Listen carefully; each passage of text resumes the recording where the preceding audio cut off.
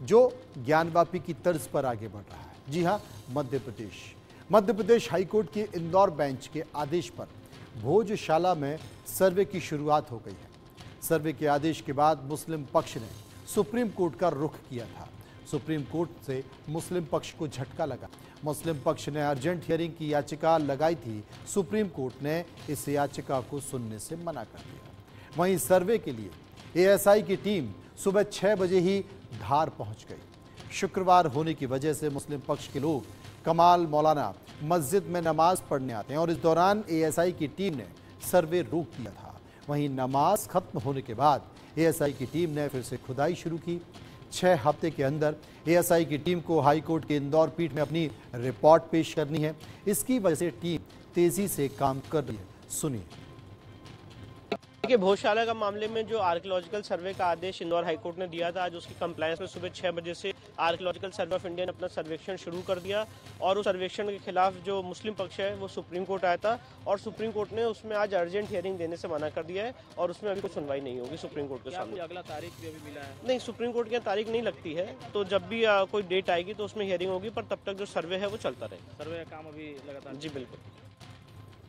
अब बहुत सारे ऐसे लोग हैं मध्य प्रदेश के या मध्य प्रदेश के बाहर के जिन्हें ये समझ में नहीं आता कि आखिर भोजशाला है क्या विषय है, विवाद क्या है, इसका विवाद कब कब हुआ, ये क्यों चर्चाओं में है। मैं आपको विस्तार से समझाता हूं। भोजशाला को लेकर 1995 में पहली बार विवाद सामने आया था। हिंदुओं को पूजा करने की इजाजत यहां पर दी गई।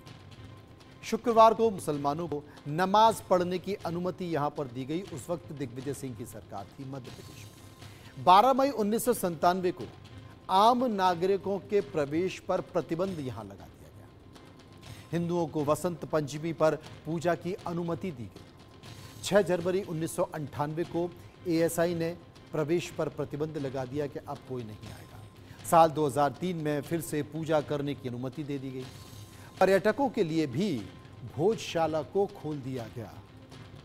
लेकिन विषय वही है कि भोजशाला के पक्ष में हिंदू लोग क्या कहते हैं। भोजशाला के पक्ष पर यह बताया जाता है कि 1875 में खुदाई की गई है, जिसमें सरस्वती देवी की प्रतिमा यहां पर निकली, क्योंकि यहां उनका मंदिर था।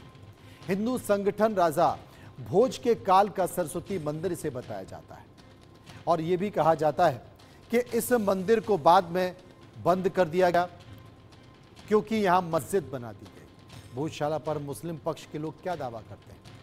कई साल से, जी हां, कई साल से यहां पर लगातार मुस्लिम पक्ष के लोग ये दावा करते आए हैं और वो दावा क्या है? वो कहते हैं कि ये मस्जिद ही है क्योंकि हम यहां पर नमाज पढ़ते आ रहे हैं। भोजशाला कमाल मौलाना मस्जिद है और यही कारण है कि अक्सर यहां पर हिंदू और मुस्लिम के बीच तकरार होती है, दंगे हो जाते हैं। लेकिन धार की भोजशाला का इतिहास क्या है? हजारों साल पहले यहां परमार वंश का राज था। 1000 से 1055 ईस्वी तक राजा भोज ने यहां पर शासन किया। राजा भोज देवी सरस्वती के भक्त थे, उनकी पूजा करते थे। 1034 ईस्वी में एक महाविद्यालय की स्थापना यहां पर की गई। फिर आगे भोजशाला नाम रखा गया। कहा जाता है कि अलाउद्दीन खिलजी ने 1305 ईस्वी में भोजशाला को ध्वस्त कर दिया। महमूद शाह खिलजी ने 1514 ईस्वी में इसके दूसरे हिस्से में भी मस्जिद को बनवा दिया, मंदिर को छुपा दिया, कुछ मंदिर को तोड़ दिया, मूर्तियों को तोड़ दिया और उसके बाद लगातार यहाँ से विवाद चल रहा है। लेकिन अब ये लगता है कि विवाद सुलझ जाएगा क्योंकि अब तक जो चीज़ें दिखाई देती हैं, यानी कि उनकी दीवारों पर, उनके दरवाज़ों पर, यानी कि मंदिर के अंदर प्रवेश करेंगे वहाँ पर संस्कृत के श्लोक लिखे हुए हैं और सरस्वती देवी की प्रतिमा है, वहाँ पर मूर्ति लगी हुई है और प्रथम दृष्टा एएसआई भी ये मान चुका है कि ये मंदिर पुश्तैनी था।